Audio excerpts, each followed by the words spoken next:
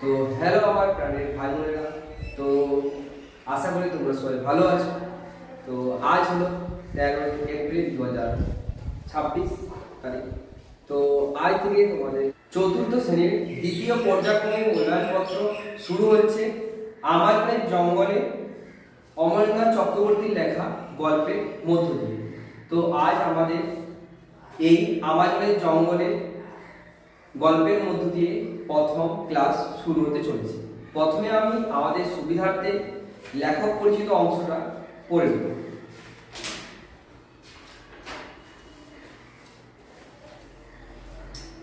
অমরেন্দ্রনাথ চক্রবর্তী জন্ম হল 1941 খ্রিস্টাব্দে। কবি, পর্যটক, পত্রিকা সম্পাদক, আলোকচিত্রী, তথ্যচিত্র নির্মাতা ছাড়াও অমরেন্দ্রনাথ চক্রবর্তীর অন্যতম পরিচয় তিনি একজন জনপ্রিয় শিশু সাহিত্যিক।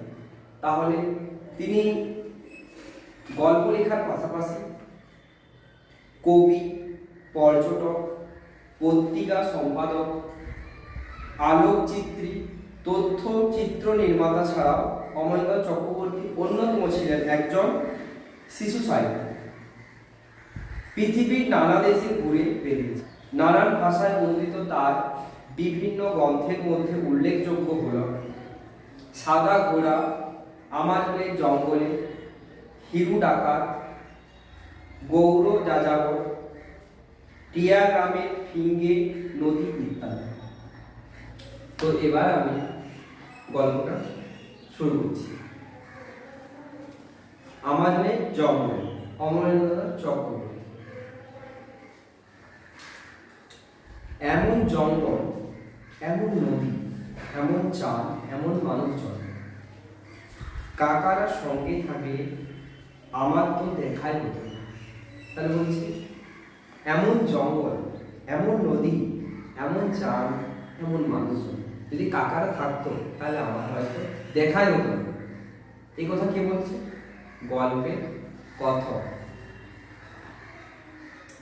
আর কোনোদিন বাড়ি ফিরতে পারবো কিনা সেই ভয়ানক দুশ্চিন্তা সত্ত্বেও কি করে আমার কাকাদের কথা এভাবে মনে এলো জানি না।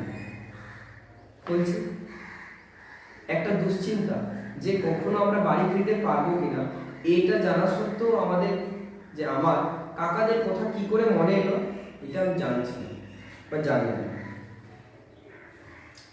আমাদের একেবারে সামনে নৌকা থেকে ভারী সুরেলা বাজনা ভেসে আসছে। আমাদের একেবারে সামনে নৌকা থেকে কি হচ্ছে? ভারী সুরেলা বাজনা ভেসে আসছে। হঠাৎ থেমে যেতেই উবা জলের উপর ঝুঁকে পড়ে বেশ খানিকটা জায়গায় সতর্ক চোখ বোলাতে লাগলো। তাহলে হঠাৎ থেমে যেতে, যখন হঠাৎ বাজনাটা থেমে গেল, এখানে উবা কি করলো? খানিকটা ঝুঁকে সে জায়গাটা সতর্ক দৃষ্টিতে চোখ বোলাতে লাগলো। 2-1 মিনিটের মধ্যে কাছে দূরে সব কটা নৌকা গান বাজনা থেমে গেল।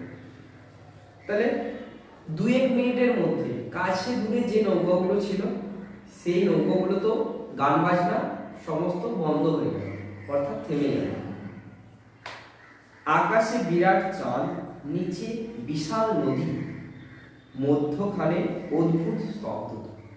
তাহলে আকাশে রয়েছে বিরাট চাঁদ,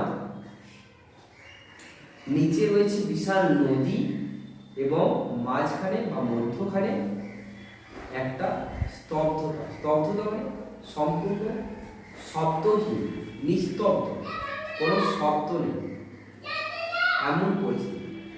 সেই স্তব্ধতার মধ্যে উবার ফিসফিস বলা শুনতে পেল।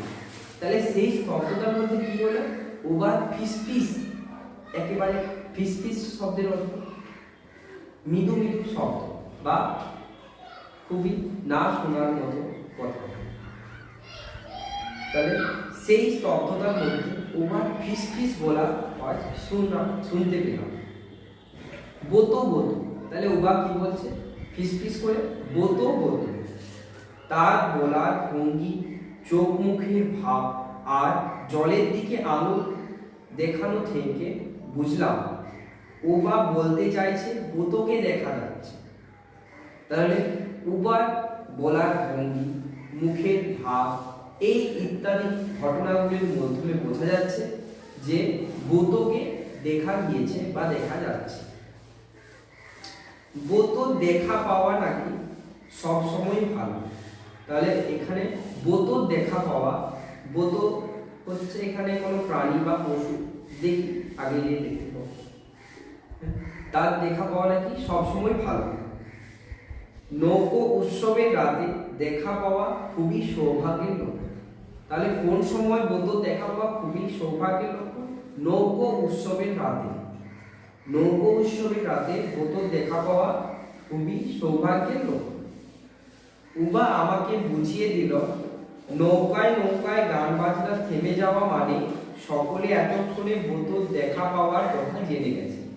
তাহলে নৌকায় নৌকায় যে গান বাজনা থেমে গেছে এর কারণ সবাই এতক্ষণ বোতল যে দেখা পাওয়া গেছে সেই ঘটনাটা সবাই জানতে পেরে গেছে।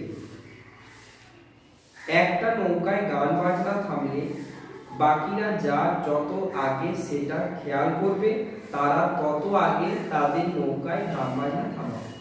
তাহলে যদি একটা নৌকাতে গান বাজনা থেমে যায়, সেই গান বাজনা থামাটা যত আগে যে নৌকা খেয়াল করবে তারাও ঠিক সেই সময়ে গান বাজনা তারাও থেমে যাবে। এভাবে কোনো একটা নৌকা থেকে বোতল দেখা পাওয়ার 2-1 মিনিটের মধ্যে সব নৌকায় সেই সুখবর ছড়িয়ে যায়। তাহলে এইরকম একটা ঘটনা যখন জানতে পারে বোতল দেখা পাওয়ার, তখনই 2-1 মিনিটের মধ্যে বাকি নৌকাগুলো তো গান বাজনা থেমে যায়। তখন সকলে গান বাজনা থামিয়ে যতটা সম্ভব নিঃশব্দে চারিদিক থেকে গোল হয়ে প্রথম নৌকাটার কাছে ফিরে আসতে থাকে। তাহলে তখন কি করে, যে নৌকায় প্রথম গান বাজনা থেমেছিল সেই নৌকায় সবাই গোল করে নিস্তব্ধতার সহিত গোল করে ঘিরে আসার চেষ্টা করে এবং বোতকে দেখার চেষ্টা করে। অন্যদের আর কথা কি? তাহলে অন্যদের আর কথা কি? আমি নিজেও বোতকে দেখবার জন্য ব্যাকুল হয়ে পড়েছিলাম। তাহলে অন্যদের কথা বাদে দাও, আমি নিজে বোতকে দেখার জন্য ব্যাকুল হয়ে পড়েছিলাম। ব্যাকুল মানে তাকে দেখতেই হবে। বোতই নাকি আমাজনের বিপদ আপদে মানুষকে রক্ষা করে। তাহলে বোতই হলো আমাজনের মানুষদের রক্ষা করে, যিনি আপদে বিপদে মানুষদের রক্ষা করে থাকে। জলের তলায় তার মস্ত শহর। এই বোতল হলো জলের তলায় মস্ত শহর আছে, সেখানে রঙিন পাথরে তৈরি তার বিরাট প্রাসাদ। সেই জলের তলে তার রঙিন পাথরে তৈরি বিরাট প্রাসাদও রয়েছে। হঠাৎ উবার ইশারায় নদীর জলে তাকিয়ে দেখি খুব লম্বা মতো একটা প্রাণী 3-4 হাত জলের নিচে ধীরে ধীরে এঁকে বেঁকে ঘুরে বেড়াচ্ছে। তাহলে কি হলো, হঠাৎ উবার ইশারায় আমরা জলের দিকে লক্ষ্য করি যে 3-4 হাত লম্বা একটা প্রাণী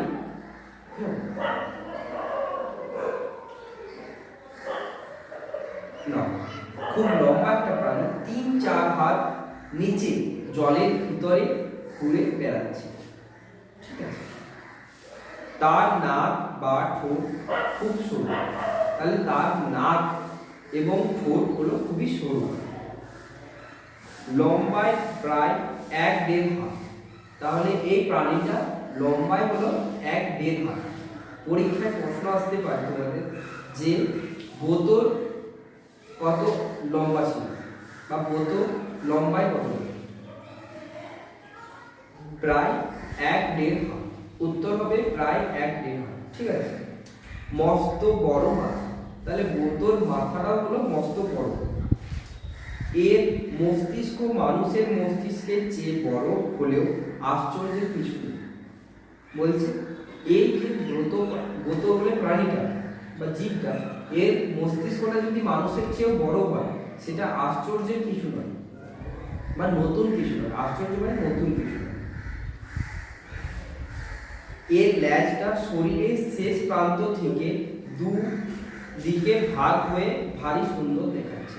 তাহলে বোতল ন্যায়টা কি হয়েছে, শরীরের শেষ প্রান্ত থেকে দুদিকে ভাগ হয়ে ভারী সুন্দর দেখাচ্ছে। রংটা ঠিক লাল কি মনে হলো যেন গোলাপের দিকে। তাহলে রংটা ঠিক লাল নয়, গোলাপের দিকে। যদি ডলফিন হয় তাহলে পূর্ণিমা রাতে আমাজন নদীতে ডলফিন দেখাও তো ভাগ্যের কথা। তাহলে আমাদের এখানে কত ধরে রাখো উবা, ঠিক আছে, উবা বা গল্পের কথা ভাবছে যদি ডলফিন হয় এখানে পূর্ণিমা রাতে আমাজন নদীতে ডলফিন দেখাও তো ভাগ্যের কথা, ঠিক আছে। কজনেই সেই ভাগ্য হয়, কজনেরই সেই ভাগ্য হয় যে ডলফিনকে দেখতে পাবে। আর যদি আমাজনের দেবতা হয় তাহলে নিশ্চয়ই আমার মনের কষ্ট আর প্রার্থনায় বোধর যন্ত্রণা থাকবে না। তাহলে কি বলছে, আর যদি আমাজনের দেবতা হয় তাহলে নিশ্চয়ই আমার মনের কষ্ট আর প্রার্থনা বোধর অজানা থাকবে না। যদি আমাজনের রক্ষাকর্তা হয় বা ভগবান হয় বা দেবতা হয় তাহলে আমার যে কষ্টটা বোধর অজানা থাকবে না, যে জানেনি সেটা নয়। জলের নিচে বোতকে দেখতে দেখতে আমি মনে মনে বললাম, তাহলে জলের নিচে বোতকে দেখতে দেখতে আমি মনে মনে বললাম, বোতো তুমি কে আমি জানি না। বোতো তুমি কে সেটা আমি জানি না, ঠিক আছে। তুমি যদি সত্যি আমাজনের রক্ষাকর্তা হও তুমি আমাকে আমার মা বাবা আর স্কুলের বন্ধুদের কাছে ফিরে যাওয়ার উপায় করে দিও। বলছে তুমি যদি সত্যি ভগবান হও তাহলে তুমি আমাকে আমার মা বাবা স্কুলের বন্ধুদের কাছে নিয়ে যাওয়ার ব্যবস্থা করবে বা উপায় করবে। একটা ভারী আশ্চর্য ব্যাপার, চারিদিক থেকে কতগুলো নৌকা একেবারে কাছে এসে ঘিরে ধরেছে। তাহলে চারিদিক থেকে ওই নৌকাগুলো যেগুলো দূরে ছিল সেগুলো কাছে এসে ঘিরে ধরেছে। তবু বোতর কোনো রাগ ভয় বিরক্ত নেই।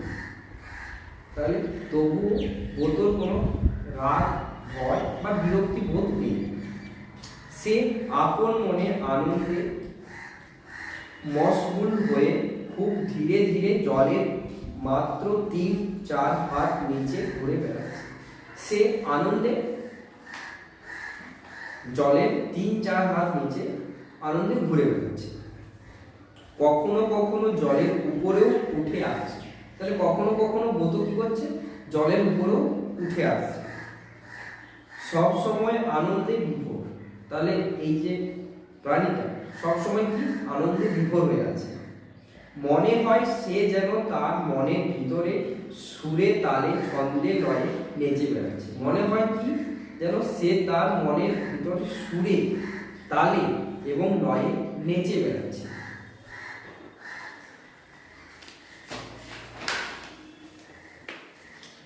জঙ্গলে ঘুরতে ঘুরতে উবা একদিন হঠাৎই হাঁটু গেড়ে মাটিতে বসে পড়ল। তাহলে জঙ্গলে ঘুরতে ঘুরতে উবা একদিন হঠাৎই হাঁটু গেড়ে মাটিতে বসে পড়ল। তারপর আমাকেও বসতে বলল। তাহলে উবা কি বলছে, আমাকেও বসতে বলল। তার গভীর চোখ দুটি আমার দু চোখের উপর মেলে রেখে অনেকক্ষণ ধরে কি দেখে সেই জানে। তাহলে উবা অনেকক্ষণ ধরে আমার চোখের দিকে চেয়ে থাকে এবং কি দেখে সে নিজেই জানে, আমি জানি। মাঝে মাঝে মনে হয় যেন আমার চোখের মধ্যে দিয়ে বহু দূরের কিছু সে দেখছে বা দেখবার চেষ্টা করছে। মাঝে মধ্যে আমার মনে হচ্ছে যেন সে আমার চোখ দিয়ে দূরের কোনো জিনিস বা বস্তু দেখার চেষ্টা করছে। বেশ কিছুদিন এইরকম হওয়ার পর একদিন সকালে উবা একইভাবে হাঁটু গেড়ে বসে আমার চোখে চোখ রেখে মাটির উপর তার কাঠকুঠোর ছবি তৈরি করতে লাগলো। তাহলে বেশ কিছুদিন এইরকম হওয়ার পর একদিন সকালে উবা একইভাবে আমার চোখের উপর চোখ রেখে হাঁটু গেড়ে বসে মাটিতে সে কাঠকুঠো দিয়ে কিরকম একটা ছবি তৈরি করতে লাগলো। ছবি দেখে আমি বুঝলাম উবা আমার চোখের দৃষ্টি দেখে বুঝতে চায় আমি কে।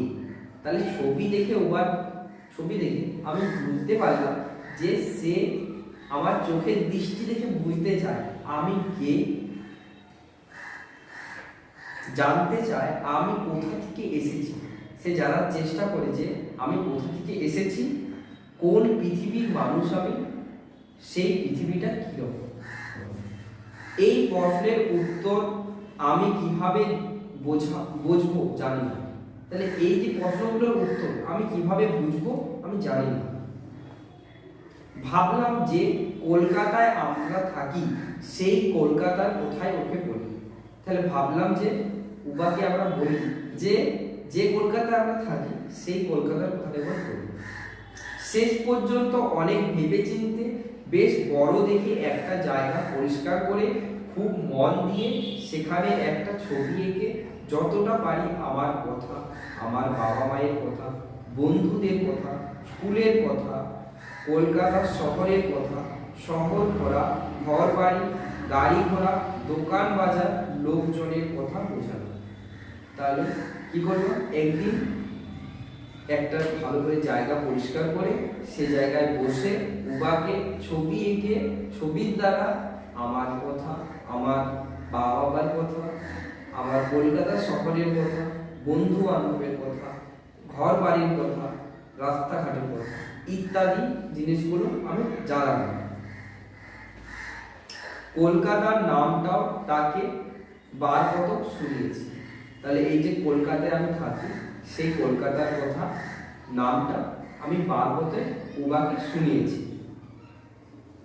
উবা ওই মস্ত বড় ছবির উপর ঝুঁকে পড়ে অনেকক্ষণ ধরে ঘাড় ঘুরিয়ে ঘুরিয়ে পুরো ছবিটা দেখে আবার তার কাঠপুঠো সাজাতে লাগলো। আমি যে ছবিটা এঁকেছিলাম সেই ছবিটা দেখে উবা আবার সেই কাঠপুঠোগুলো সাজাতে লাগলো।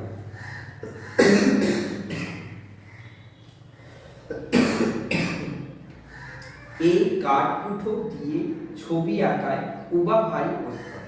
তাহলে এই কাঠপুঠো দিয়ে ছবি আঁকাতে উবা ভারী ওস্তাদ।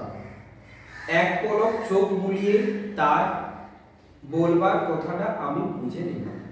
তাহলে এক পলক সেই কাঠপুঠোগুলো চোখ বুলিয়ে উবা যেটা বলতে চাইছি সেটা আমি বুঝে নিলাম। উবার মুখে কলকাতার কথাটা শুনে আমার এত আনন্দ হলো যে কি বলবো। তাহলে উবার মুখে যখন আমি এই কলকাতা শহরের কথা শুনলাম তখন আমার যে কি আনন্দ হলো সেটা কিভাবে বলবো। দু ঠোঁট গোল করে জিভ নেড়ে অদ্ভুত ভাবে শব্দটা উচ্চারণ করে আর ছবি দিয়েও বলল, কলকাতায় জঙ্গল নেই। তাহলে উবার প্রশ্ন হলো, কলকাতায় জঙ্গল নেই, পাখি নেই, প্রজাপতি নেই, বড় বড় নদী নেই, তুমি সেখানে থাকো কি করে? তাহলে উবা হলো আমাজন জঙ্গলের একজন অধিবাসী। সে জঙ্গলে পশু পাখি দেখে উঠেছে, তাই সে প্রশ্ন করেছে এই কথককে যে সেখানে পশু পাখি নেই, গাছপালা নেই, প্রজাপতি নেই, তাহলে তুমি সেখানে থাকো কিভাবে? এইটা হলো উবার প্রশ্ন আমাকে করা বা কথককে করা। ওই তো শুধু বালির দেশ, বলছে ওটা হলো শুধু বালির দেশ। বালির দেশ অর্থাৎ মরুভূমি। তাহলে বালির দেশ অর্থাৎ মরুভূমি। কলকাতায় থাকতে কই এ কথা তো কখনো মনে হয়। তাহলে কথক এবার বলছে কলকাতায় থাকতে তো কই এক কথা তো একবার মনে হয়নি যে কলকাতা হলো একটা বালির দেশ। এখন আমাজনের জঙ্গলে বসে উবার মুখে শুনে মনে হল। তাহলে এখন আমাজন জঙ্গলে থেকে উবার কথাগুলো শুনে আমারও মনে হলো সত্যি তো কলকাতায় ঘন সবুজ বন জঙ্গল, পাখি, প্রজাপতি এইসব তো দেখা যায়।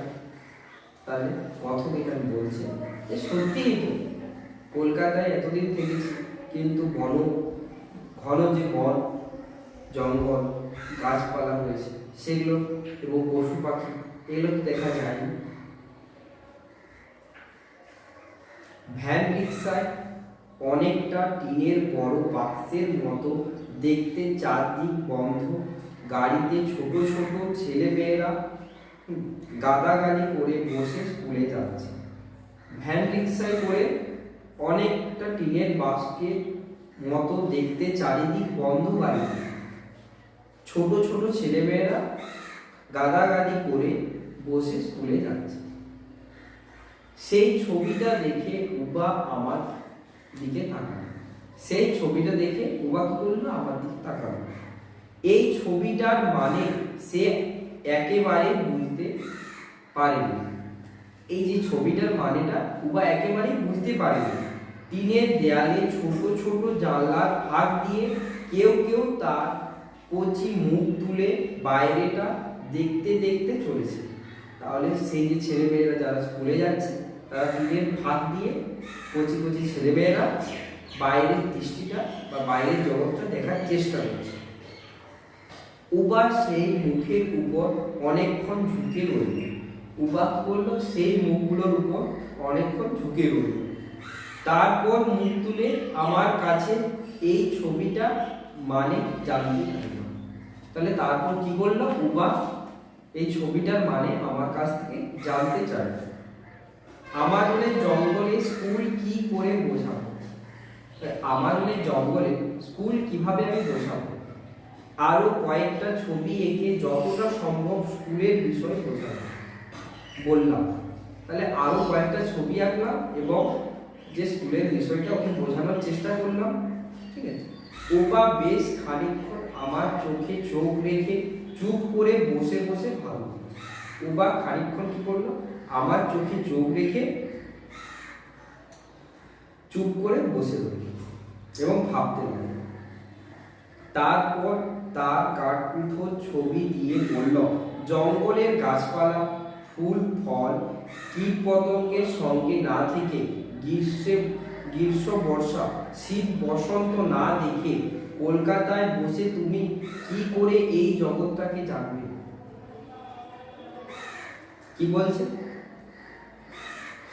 জঙ্গলের গাছপালা, ফুল ফল, কীট পতঙ্গের সঙ্গে না থেকে, জঙ্গলে যে গাছপালা রয়েছে, কীট পতঙ্গ রয়েছে, পশু পাখি রয়েছে, তাদের সঙ্গে না থেকে, এবং গ্রীষ্ম বর্ষা শীত বসন্ত না দেখে, এই যে ঋতুগুলো রয়েছে, এখানে আমাদের চারটা ঋতুর কথা বলা হচ্ছে। গ্রীষ্ম বর্ষা শরৎ এবং গ্রীষ্ম বর্ষা শীত ও বসন্ত, এই চারটা ঋতুর কথা বলা হয়েছে। সেগুলো যদি না দেখে কলকাতায় বসে তুমি কি করে এই জগৎটা জানবে? এরপরে উবা হঠাৎ আমার একটা হাত নিজের দু হাতে নিয়ে আমার দু চোখে তার সেই গভীর দু চোখে দৃষ্টি রেখে মুখের কোণে শব্দ উচ্চারণ না করে বলল, তুমি আর ওই দেশে ফিরে যেও না। তাহলে কি করলো? উবা তার দু হাত আমার দু হাতের উপর রেখে আমার দু চোখ গভীরভাবে সে আমার দিকে তাকিয়ে থেকে বলল, কোনো উচ্চারণ না করে, তুমি আর কোনো ওই দেশে ফিরে যেও না। তাহলে তুমি আর সেখানে কখনো ফিরে যেও না। আশা করি তোমরা সবাই এই গল্পটা বুঝতে পেরেছো। তো আগামীকাল সকাল 8:30টায় এই গল্পটার প্রশ্ন উত্তর পর্ব আলোচনা করা হবে। আজ বাই।